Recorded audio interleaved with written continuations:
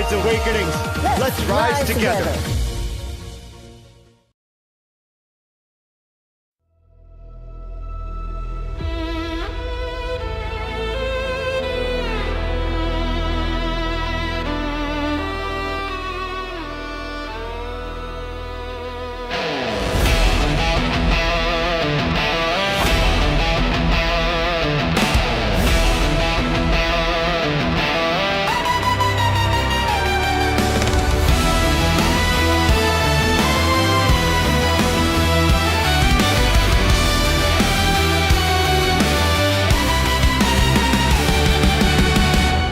Laid bare shadows collide, hidden truths in the tide, a spark in the dark, it glows.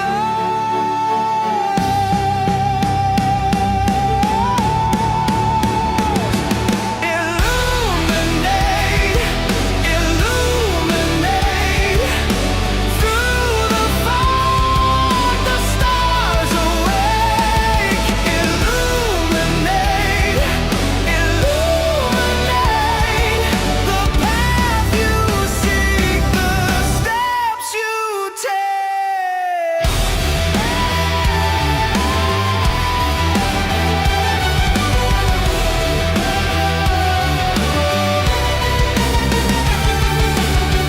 Thunder rolls, whispers rise,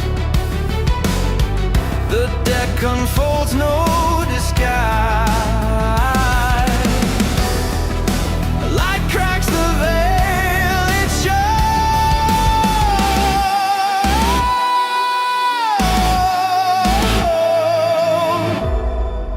what's unseen now inside.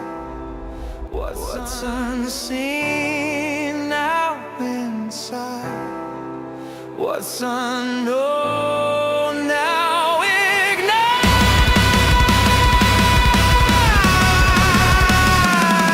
Illuminate, illuminate, through the fog the stars awake. Illuminate, illuminate the path you seek, the steps you take.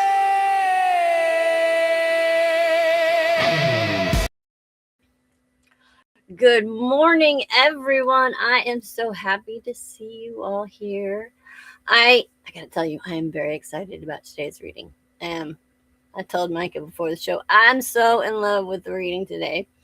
I can't wait. I couldn't wait to get into it. And then I sat down and I'm like, oh, it's time to go on. And I should probably unmute the radio. It's time to go on. And oh, I need to use the restroom. Oh, no. Anyway. So, all right, let's just let's go into, let's say what we do here before we get into the reading, in case anybody's new or listening for the first time or listening later. We're going to go through a full Celtic Cross reading. We go into details on each card so that we can learn about the tarot itself, what the images mean, etc., as well as a roundup of what the entire reading means when it comes together. Then after that, we will do one card that we study in depth so that we can even learn more about the card. That is our homework card for the week. At the end of the show, I will do personal shadow work cards for anyone who wants them. And that is that, except for know that when you are listening to any tarot reading, take what resonates with you, leave the rest. It's not for you. If it doesn't resonate, it's for somebody else and it's their lesson to learn. But if it resonates with you and it means something to you, then learn from the experience, learn from what the cards tell you, and that's what we're here for. Especially in a general reading, there's no future predicting here. So I'm not here to tell you what's going to happen. I'm telling you what your paths are and what your potentials are and things like that, and what things you may be dealing with. All right. Right before the show, my cards fell on the floor. I'm going to have to make sure I check every single one and make sure they're in order because I grabbed them real quick and I don't know. So we will get started this morning. We are starting with the Knight of Wands. This is your present energy.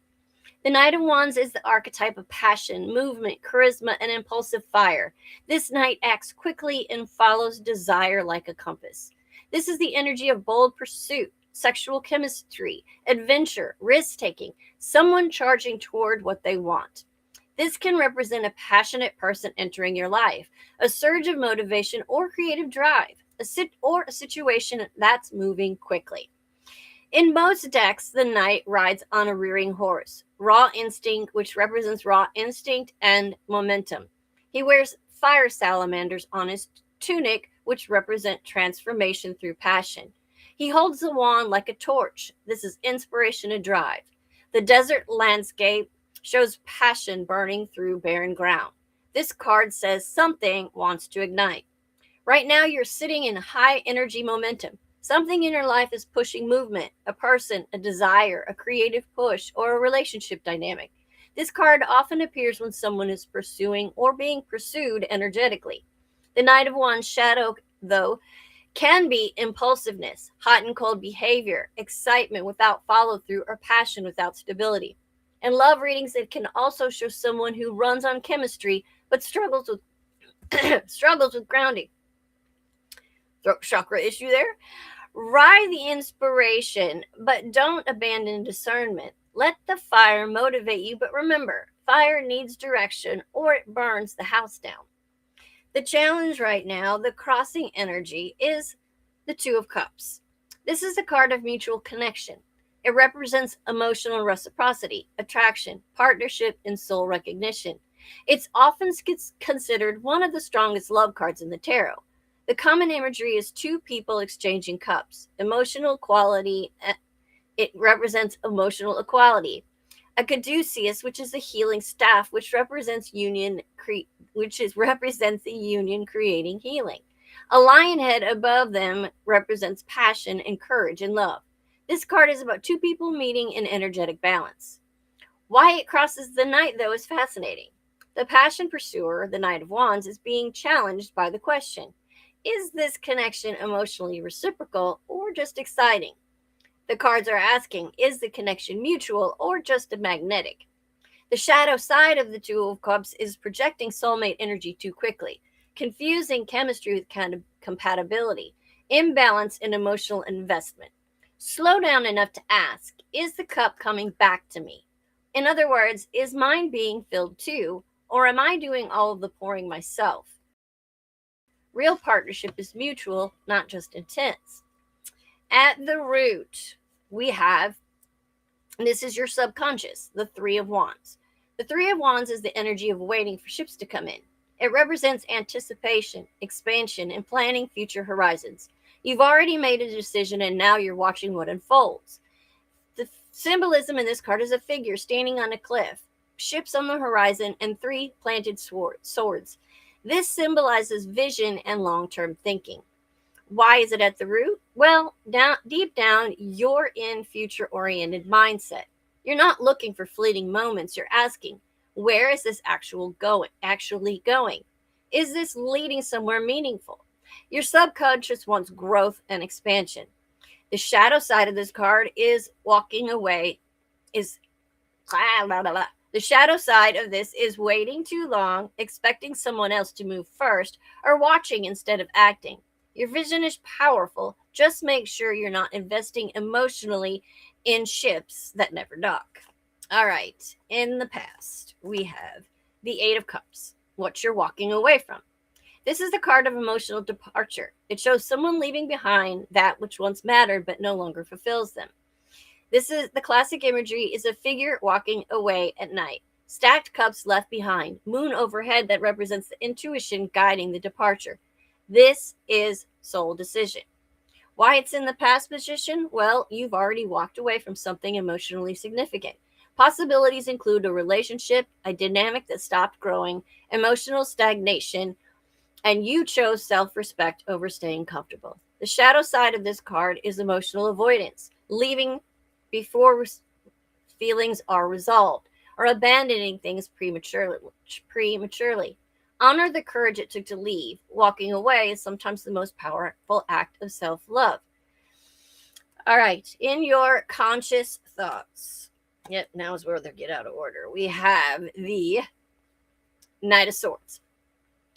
The Knight of Swords is mental intensity. It represents decisive thinking, truth-seeking, confrontation, if it's necessary. The symbolism is a knight charging forward, sword raised in stormy skies. This is the energy of truth cutting through the confusion. Why is it in the mind position? Because your conscious mind is saying, I need clarity. You're not interested in mixed signals, emotional guessing games, or illusions. You want truth and direction. Morning, Michael. The shadow side is rushing to conclusions, aggressive communication, and overthinking. Use the sword wisely. Clarity is powerful, but timing matters. All right, in the near future, we have the Queen of Swords. Queen of Swords is discernment and emotional intelligence combined. She's experienced heartbreak and emerged wiser. The symbolism of this card is a sword upright. That's truth. One hand is extended, showing openness with boundaries, and a clear sky shows her mental clarity. She embodies wisdom earned through experience. Why is she coming in here? Because you're stepping into a more discerning phase. You'll start asking questions like, does this align with my life? Is this person emotionally mature? And are the actions matching the words? The shadow side of the Queen of Swords is emotional detachment, guardedness, and cutting people off too quickly. Keep the wisdom, just don't let past wounds build walls around your heart. All right. Your current energy is the Seven of Pentacles. This is a card of evaluation. You're looking at the effort you've put into life and asking, was it worth it? This symbolism is a farmer leaning on a tool, the pentacles growing on a bush, and the posture of contemplation. This is long-term perspective. Why it represents you? Well, you're in a reflective stage. You're assessing the relationships, the emotional investments, and the life direction. You're asking, where should I keep investing my energy? The shadow side of this card is impatience with slow progress, feeling like effort hasn't paid off. Remember, growth cycles take time. Don't pull the plant out of the soil just because it hasn't flowered yet. Is there a card for emotional immaturity? That's my card, Michael. All right. In the place of the external environment, you have the Two of Wands. This card represents choice and planning. Someone in your environment may be deciding about the future, considering expansion, or looking at possibilities. The symbolism here is a person holding a globe, standing between two wands and looking over a vast landscape. This is vision and potential. Why it's around you right now? Well, there's an energy of decision making in your external world. Someone connected to this situation may be trying to decide whether or not to move forward, how far to go, or what direction to take. The shadow side of this card is fear of committing to a direction and analysis paralysis. Don't let someone else's indecision stall your life path. All right. In the hopes and fears, we have our good friend, the Emperor. Am I calling you out now? That's right. I'm calling myself out and calling other people I know out, and I'm calling out the world today. In your hopes and fears, you have the Emperor. The Emperor is stability, leadership, and structure. He represents security, mature masculinity, protection, and long-term foundations. The symbolism here is the Ram Throne, which represents Aries, the firepower, Stone Mountain representing endurance, and armor under his robes, which represents his hidden vulnerability. Why is it here? Well, you may hope for a strong partner, someone stable and grounded, and real commitment. But there also may be fear around of control, power imbalance, or rigid personalities. The shadow side of this card, hold on one second, with a less condescending look. He'll beat me later. Mike, I'm going to get you. All right, so the shadow side of this is domination, emotional rigidity, and control dynamics. True strength in relationships creates safety, not control. All right, our final outcome is the Four of Cups. This card is about emotional contemplation. A person sits under a tree, with three. This is supposed to be the Four of Cups, and I have the Three of Cups in my hand. I'm sorry, I have the wrong cup in my hand. Anyway, this card is about emotional contemplation. A person sits under a tree with 3 cups in front of them while another is offered from above, but they're not sure they want it. The symbolism is crossed arms with representing guarded emotion, offered cup from the universe, and contemplation under a tree. This is emotional evaluation. Why is this the outcome? Because the path ahead leads to a moment of pause. You may find yourself asking, do I really want this? Is this emotionally fulfilling? And am I settling or choosing consciously? The shadow side is emotional disengagement, missing opportunities due to skepticism or boredom and dissatisfaction. Stay open to the cup being offered, but choose it because it nourishes your soul, not because you're tired of waiting. Overall energy. Okay, wait a second. Before I get to the overall energy of the reading, I have to say that we know that things happen for a reason and that there's no mistakes.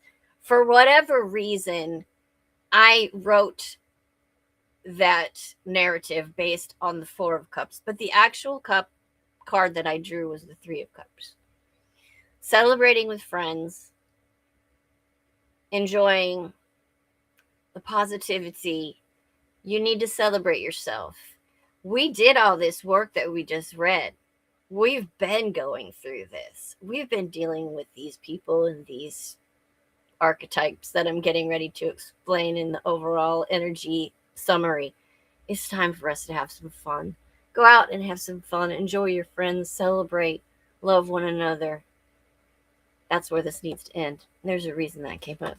I'm going tomorrow for the first time. I've lived in Tennessee for 4 years now. I'm finally going to the aquarium tomorrow with my neighbors, and I cannot wait. I love the aquariums. I haven't been to one in ages. I used to love to go to SeaWorld and stuff. I love the fish and water. I'm totally an Aquarius. I love the water, and I cannot wait. So I'm excited. This is why that showed up, because I'm going to go have some fun tomorrow with my two female friends. There's 3 females on there. 8. Anyway, see? Happened. Anyway, all right, let me explain the overall energy of this reading. All right, this is passion meeting discernment. There's a fiery attraction with emotional reciprocity questions, walking away from old emotional patterns and seeking truth and clarity, then evaluating your investment. The story reads like this. A passionate connection or opportunity appears, but your deeper wisdom is evaluating whether it offers real emotional substance or just excitement. Your soul is no longer willing to settle. You're moving toward clarity, maturity, and emotional sovereignty.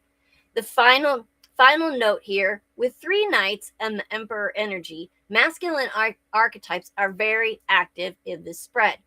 That often signals multiple strong personalities, movement and love dynamics, and someone figuring out whether they can step into real leadership and commitment. And at the final card reminds us the real power lies in your ability to choose consciously.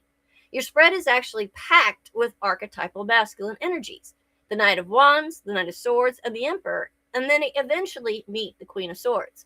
That combination often tells the story of raw masculine energy evolving towards mature consciousness, while the feminine archetype holds the seat of discernment. So let's unpack the characters in this myth. It looks like this. The adventurer, the warrior, the king meet the oracle queen. And at the center of the story is the question, can passion evolve into stability without losing its fire? The Knight of Wands is the adventurer, the flame. The psychology of the Knight of Wands represents the instinctual masculine energy. The archetype lives for passion, pursuit, adventure, and excitement. This energy says life is meant to be experienced fully and intensely. It's the archetype of explorers, artists, seducers, and visionaries. But psychologically, it also carries commitment anxiety because it fears stagnation. The shadow Knight of Wands fears being trapped, losing freedom, emotional vulnerability. So instead of slowing down to deepen intimacy, it sometimes keeps moving. This can look like passion that burns bright but fast, attraction without grounding and intensity followed by retreat. The Two of Cups is the mirror. Psychologically, this card represents the encounter with the other. It's the moment when someone who has lived in self-directed adventure suddenly meets a person who mirrors them emotionally. This is where the archetypal stories shift. The adventurer realizes, oh, this isn't just about me anymore. This moment can trigger either deeper connection or fear of emotional entanglement. The Eight of Cups is the soul's departure. It's in the past, so it suggests you've already gone a psychological rite of passage. This archetype is the seeker. It's the moment when a person realizes what I thought would fulfill me doesn't anymore.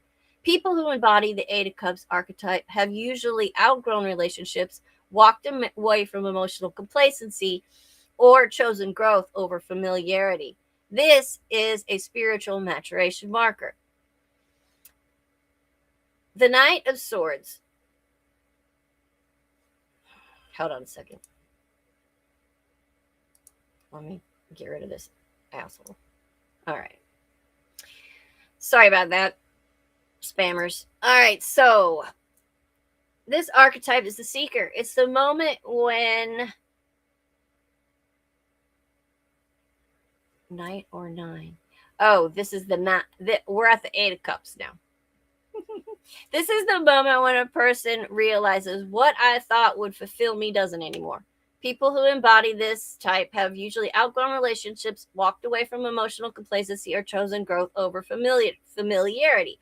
This is a spiritual maturation marker. The Knight of Swords is the warrior of truth. Now the psyche introduces a new masculine archetype, where the Knight of Wands is instinctual. The Knight of Swords is intellectual and strategic. This archetype says truth matters more than comfort. Psychologically, this is the energy of calling things out, seeking clarity, and cutting through illusion. It's the moment when someone stops operating purely on emotion and starts asking, is this actually healthy? The shadow version becomes argumentative, defensive, over analytical, but its purpose is truth seeking. Then along comes the Queen of Swords, the Oracle. This is the archetype wise female mind. The Queen of Swords represents someone who has experienced, learned discernment, or developed emotional intelligence. She is the archetype of the truth teller, the intuitive strategist, and the boundary setter. Her energy says love is welcome here, but it must be honest. Her psychological role comes into this story, and it appears when someone has reached the stage of life where they say, I no longer ignore red flags. She isn't cynical, she's just clear. Psychologically, this archetype is the Seven of Pentacles. This archetype is the gardener. This stage of life is about reflections. Questions arise like, what have I invested my time in? What is actually grown, and what patterns tend to repeat themselves? This card shows someone stepping back from reactive behavior and asking, what kind of life am I cultivating? Then comes the Two of Wands, the path maker. Now we move into the future architect archetype. Oh man, these words. Yes, English are very hard today. Especially that word. I have a problem with that. Archetype. Anyway. Psychologically, it represents conscious life design, intentional decision making, and expansion beyond old comfort zones. Someone here is deciding which direction will define the next chapter of my life. Then comes the Emperor, the mature masculine. Now the story reaches its highest masculine archetype. The Emperor is integrated masculine power. The archetype provides stability, structure, protection, and leadership. The Emperor isn't driven by impulse like the Knight of Wands. I know I have to say this like a million times in the readings, and it's the most horrific word for me. I'm going to find me a synonym for archetype. Archetype, architecture, whatever. Find me some synonyms. See? Anyway. All right, so the Emperor acts from responsibility and vision. When distorted, this archetype becomes controlling, rigid, and emotionally closed. But when healthy, it represents secure, grounded partnership. The Four of Cups is the soul phase. Psychologically, this card represents emotional discernment after experience. You're no longer grabbing every opportunity or connection. Instead, the psyche says, let me sit with this before I decide. This is maturity. The psychological story in one sentence. This spread tells the story of passionate, masculine energy encountering a woman who has already done her emotional evolution. The key tension becomes, can instinct mature into stability without losing passion? The hidden archetypal dynamic in this spread almost reads like three masculine phases approaching one feminine gatekeeper. The masculine phases are the passion, the truth, and the authority, and the feminine is the discernment. The Queen of Swords is essentially saying, if you want to enter my world, you come with honesty, stability, and emotional maturity. The sole lesson of the spread is that it isn't just about a relationship. It's about standards evolving. The early life phases may have accepted chemistry without stability, words without action, and passion without direction. But the Queen of Swords and the Emperor dynamic says the next chapter requires grown-up love. One last observation. You've got 3 fire cards, 2 air knights, and a throne card. That's a lot of masculine momentum moving toward one woman who is calmly evaluating everything, which means the real power position. What is the real power position in the spread?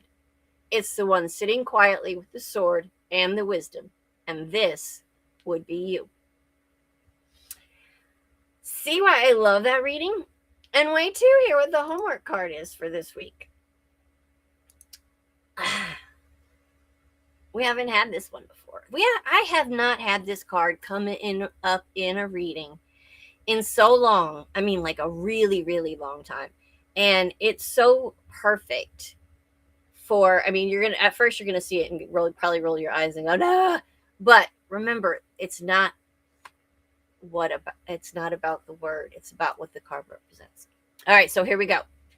Homework card for the week is the Lovers, the sacred mirror of choice. I'm not going to hold this up the whole time because it's pretty schmexy. Anyway, the astrology of the Lovers is Gemini. The element is air, and the planetary influence is Mercury. The Queen of, I'm tired of seeing this card. No, we haven't seen that card. I know we did not get the 8 of Swords. We got the Lovers. I haven't seen the Lovers in forever. All right, so the numerology on this card is a 6, which represents harmony, union, responsibility, and heart-centered decisions. The Lovers is not primarily about romance. It is about choice through the heart and alignment between values, mind, body, and soul. This card represents the moment when you consciously choose the path that reflects who you truly are. Love is simply the vehicle through which the lesson appears. The traditional card imagery on a Rider-Waite is a couple with the archangel, another word I have trouble. Raphael, angel of healing and air. Raphael represents divine guidance, healing through truth. Above the couple float. Right, slow down. I'm going to start that sentence again. I read like halfway through half of it. Above the couple floats Archangel Raphael, the angel of healing and air. He represents divine guidance and healing through truth.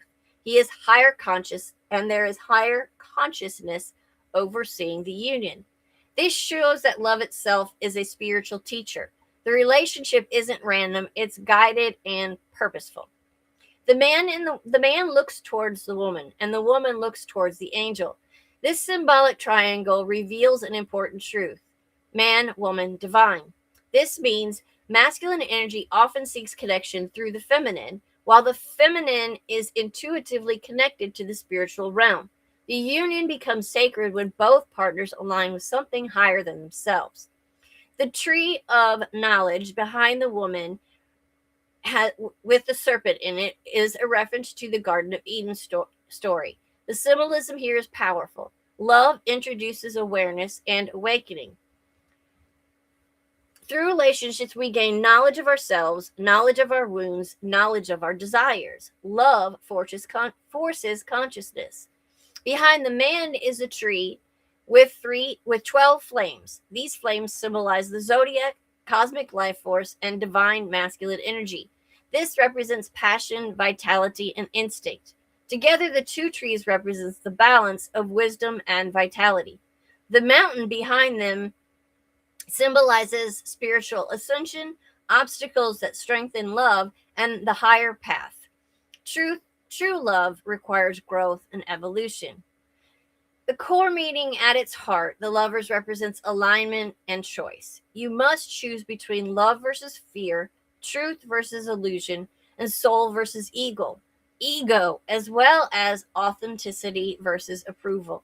The lovers asked, does this reflect who I truly am?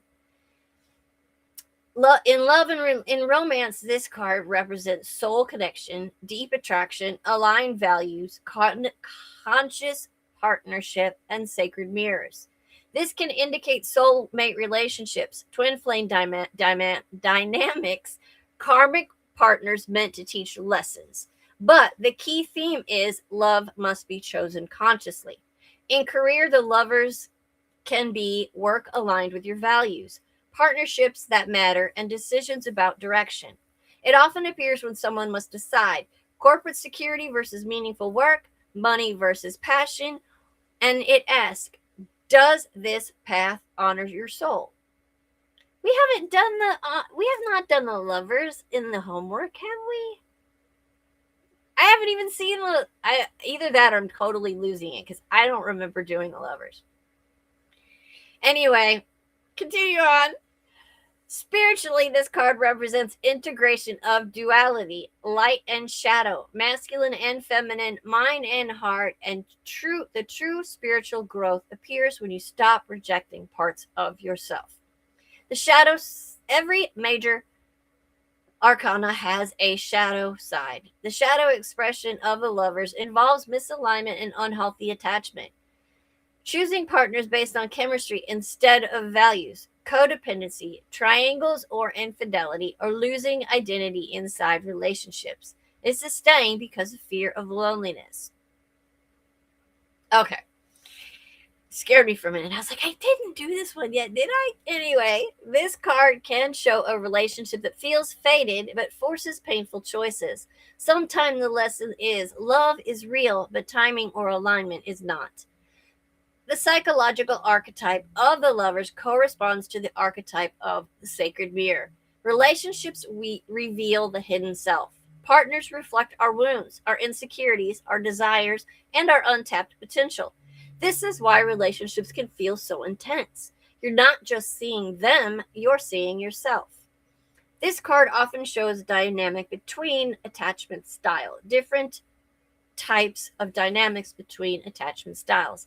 In a secure attachment, which is the healthiest expression, this is open communication, supporting independence, growing together. The relationship becomes a safe space for evolution. In an anxious attachment, the lovers may appear when someone fears abandonment, seeks validation from their partner, or mistakes intensity for love. The relationship is destiny, but it actually may be emotional dependency.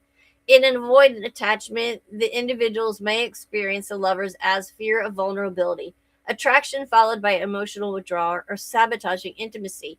The lesson becomes learning to open the heart safely. This is in trauma bond versus soul bond, one of the most important distinctions with this card. It can feel powerful and fated, but the energy is different. In a trauma bond, it has intense highs and lows, emotional addiction, cycles of conflict and reunion, and fear of losing the connection. The nervous system mistakes chaos for passion. In a soul bond, this is emotional safety, mutual growth, respect for autonomy, and an aligned life direction. This connection feels deep but peaceful rather than chaotic. Soul bonds bring expansion, not exhaustion. The lovers can indicate past life connections. Signs of this could be immediate familiarity, feeling like you've known someone forever, and strong emotional magnetism. But karmic relationships appear to to balance unfinished lesson. Sometimes the lesson is forgiveness, self-worth, boundaries, or choosing yourself. Not every karmic connection is meant to last. The Lovers is ruled by Gemini, the sign of duality. Gemini themes include communication, curiosity, dual perspectives, and decision making. This energy emphasizes the power of dialogue and truth. Honest communication is what keeps love healthy. The representation of the six in numerology shows harmony, compassion, responsibility, and family energy. But six also asks for mature love, love that includes accountability, emotional growth, and conscious choices. This card usually shows up when someone is at a life crossroads. The question is not just who do I love? The real question is who am I becoming through this choice?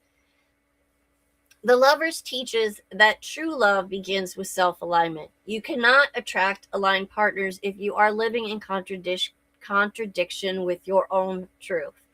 The card asks you to bring harmony between your values, your actions, your desires, your beliefs. When those align, relationships transform. Advice for the Lovers: choose what aligns with your truth, not what feels easiest. Communicate honestly. Silence creates distortion. Do not confuse chemistry with compatibility. Pay attention to your values. They determine longevity. Stay connected to yourself, even in love. The healthiest love is not possession. It's two whole people choosing each other again and again. The ultimate message of the Lovers is not just about romance. It's about the sacred moment when the soul asks you to choose who you really are. Every choice in love shapes your destiny, because love is a great initiator of self-awareness. Through another person's eyes, you finally meet yourself. Okay. So, that was a lot. But that is a lot of what we've been talking about for months now, except it's finally coming to that place where we're getting smart, where we know where we need to go and what we need to do. We know what we need to let go of and what we need to hold on to. And most of what we need to hold on to is in here. And in here. It's like Diane always says, connecting that mind and heart. Don't let this control everything, and don't let this control everything. They have to work together. Because if you're only acting from the heart and acting out of emotion, and you're getting red flags, your mind is telling you, this isn't right, your heart's, but you're not listening to if you're not connected, you're not listening to those red flags, and your heart's taking over and you're making mistakes that you don't want to make. And if you're only acting out of here and this is closed off, then you're losing out on the potential for something special. We have to find a way to connect the two. And when we start a new relationship or walk into something, whether it's the relationship, whether it's a job, any life situation, if we're not connected with mind and body and soul, we might just step ourselves into another lesson. And we're so tired of the lessons. I know I am. And there are times when relationships are filled with love. There is a deep soul connection. There is something that bonds you. There's something that almost all relationships, you're typically bonded by something in the beginning. There was something there that you loved about that person. You don't have to let that die. You don't have to get rid of that.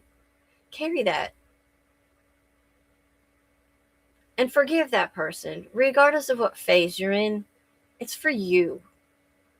If you're still in anger, or you're still dealing with,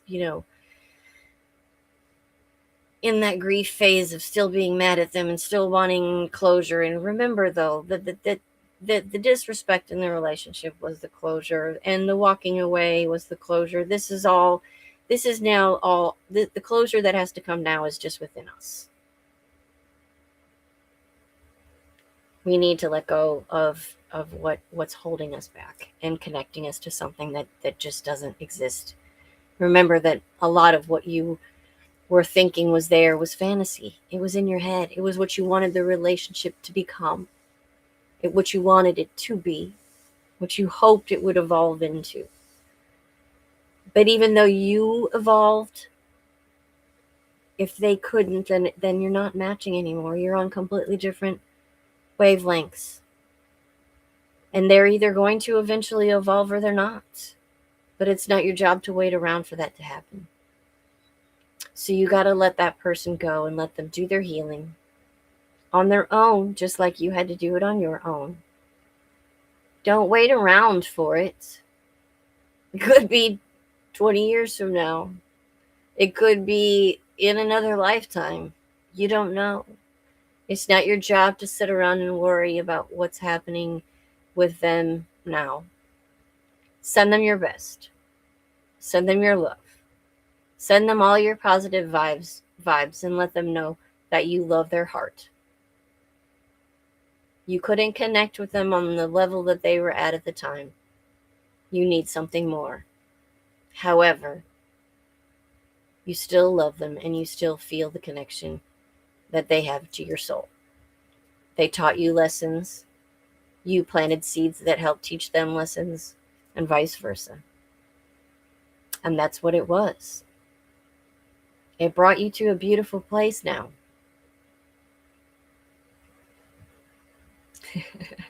Cash, I'm sorry you're crying. I know, but it is. It's a beautiful thing, even though it's painful when it ends sometimes.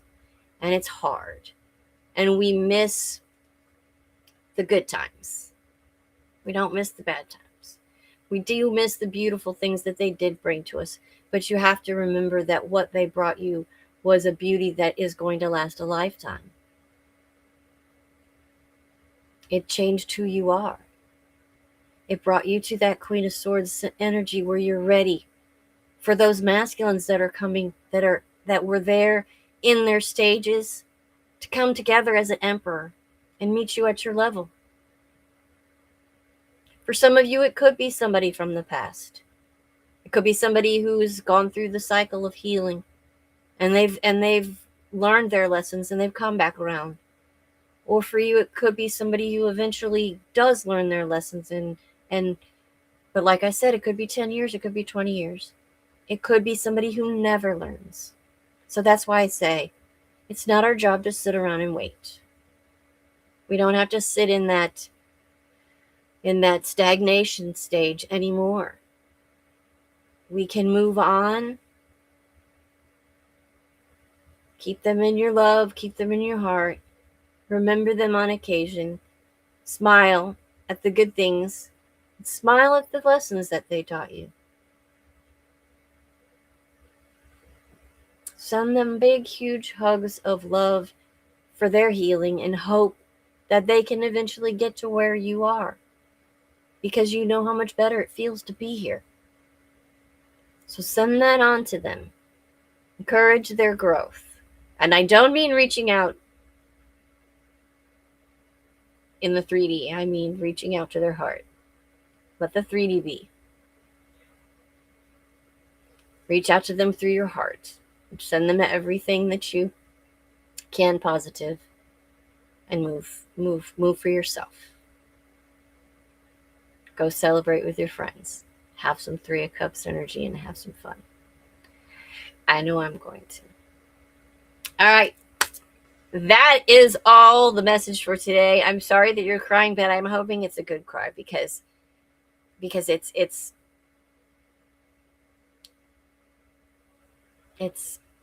a positive thing. Our growth is positive because we can let go of that cycle. We don't have to ever accept that energy again. We know what it is. We've gone through it. We've worked through it. And now we can move on to something healthy. Oh, you mean you're tired of that? Okay, like I said, that's not for everybody. Not everybody wants their person to come back, and that's fine too. and we're all in different phases. We're all in different relationships. It's different for everybody. Some people will have somebody they'd like to come back healed, fully healed. Some people have people that they don't ever want to come back. Some people are stepping into something new and they want something new. Whatever it is that is aligned with your heart, that's your decision, and it's no one else's. And don't forget that part. You come first.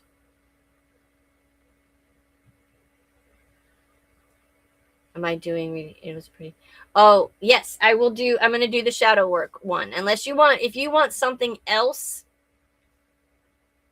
let me know. Otherwise, I'm doing the shadow work. So, Michael, since you asked, I'll grab you first. I know Micah always wants one.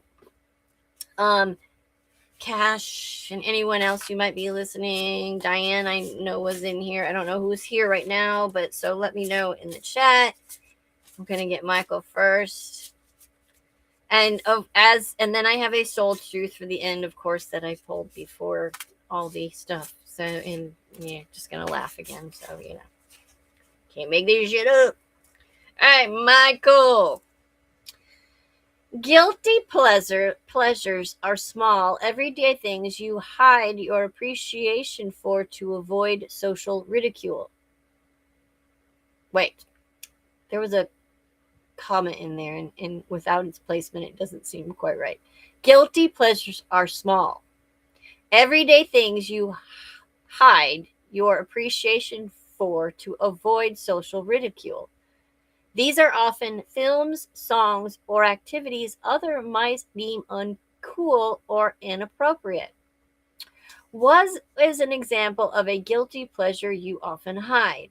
How can you practice more acceptance and vulnerability around this pleasure? All right. Diane asks next. Of course, this word is in this card. The shadow archetype, the magician, is a change agent who deeply understands how things work. They can alchemize or transform things to go their way. What times in life have you been able to harness this powerful energy? And how can you transform shadow material to aid in your life's journey? Oh no! It was all choppy on yours, Michael. I'll read it again. I got it still sitting here. I'll read it again. You guys, if yours is choppy too, let me know. All right, Cash. I might have been too close. Cash. The golden shadow represents the positive yet still hidden traits you have trouble acknowledging, such as the courage to face a challenge. When in your life have you faced a challenge? How might your past efforts and successes help you meet a current challenge you're avoiding? Was his feed. Okay, because it was loud and clear. All right. Yeah. Then you go back and watch it. All right, Micah, it's your turn. As you acknowledge beliefs that may be causing anxiety or fear, you may begin to create space for fuller explanation and maybe even integration of the shadow. What thoughts or beliefs have you long held but are afraid of confronting? What might you risk by exploring these beliefs further? Oh, these are full. All right, I'm gonna do mine. I'm gonna do my own. I gotta call myself out on air too. All right. Feeling alone and good Lord, can't make this shit up. Feeling alone and disconnected is a difficult emotion to make room for because it can be frightening and painful. The truth is, though, you are never truly alone. You always have connections in memories or in other things like art and music. Have you ever felt what it feels like to be alone? What things or which people in your life helped you feel less alone? Well, I'm sitting here with them right now. And, wow. I held off the tears until the very, very end. You couldn't totally follow my cards. Someone was talking. You're going to have to go back and listen because I already put it back in the deck. Sorry. I think it's... No, all right. Yours, I got it, Cash. It was, the golden shadow represents the positive yet still hidden traits you have trouble acknowledging, such as the courage to face a challenge. When in your life have you faced a challenge, and how might your past efforts and successes help you meet a current challenge that you're avoiding? All right. That is all except for our soul truth for the week. So let's find out what can't make this shit up moment we have this week. What am I afraid of losing? As we grow, change, and transform our lives, it requires us to let go of something that was, to make room for what will be. If you were to take a big leap today, would you feel scared of losing love, safety, or belonging? What if it was a big fat lie? What if it was impossible to lose any of those things because you have the power to give everything you need to yourself? Today's soul action. Name that fear and look at the worst case scenario. Find a solution. Take your power back by being certain of who you are and where you are going. Today's mantra, I move forward, knowing I am powerful beyond measure. I am loved, I am safe, and I belong. I told you I loved the reading for today. That came out beforehand, though. I'm going to let y'all go chew on that for a while, for a week or so. All right, so am I correct? Is it Semper Invictus that's on Voices on the Rise tonight? I don't know why that name just popped into my head, but somebody, if anybody knows who's on Voices on the Rise tonight, pop that in the chat for me. I know, yes, okay, correct. Semper Invictus on Voices on the Rise with Hathery tonight at 6. Be there on Rise Radio and listen in. Let's see, then Monday at 11 a.m., be back for The Bloom with Rev D. If she has a topic, she can pop it in the room while I'm finishing up. And then Micah and I will be back Monday night at 6 for The Messengers. Tuesday, Brindle's Vision at noon. Wednesday, Phoenix Talks at 6 p.m. These are all on Awakenings Radio. Thursday, The Core at 11 a.m. Okay, Master Myself is the premiere on The Bloom. I don't know if you have a PT theme or not, too. But all right, so Thursday, The Core, 11 a.m. Be back here next Friday for... Oh, that's for The Messengers. Oh, you're premiering Master Myself. I am so sorry. Diane's is Surrender, Serenity, and Sovereignty on The Bloom. Or that's PT. And I don't know anymore. I'm just, you know what? They're all excellent shows. And they all end up flowing into the same stuff for the week anyway. So regardless, it's all going to happen because we can't make this shit up. So... I love that this reading ended this week after all of the, I'm going to cry again.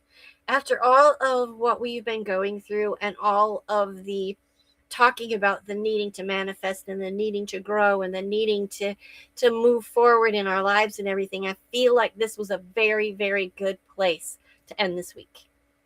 And I hope that y'all are excited about your futures. I know I'm excited about mine. Let's move forward. Let's stop being afraid of what we're losing and look forward to what we have coming. I love y'all so, so much. Have an amazing, amazing week. And I'll see you on Monday.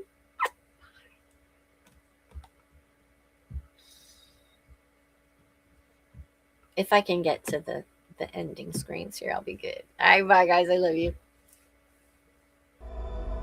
What's unseen now inside? What's unknown now ignite?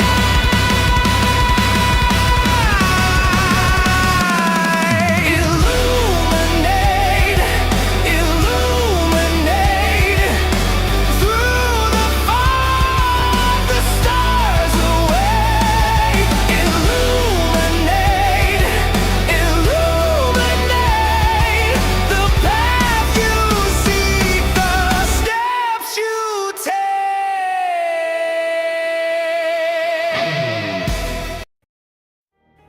Hey, this is Brindle Wolf. And I'm Lunaria. You're listening to Rise Awakenings, part of the Rise Radio Network where advice meets action. We're here to spark your growth, lift your spirit, and help you crush your potential.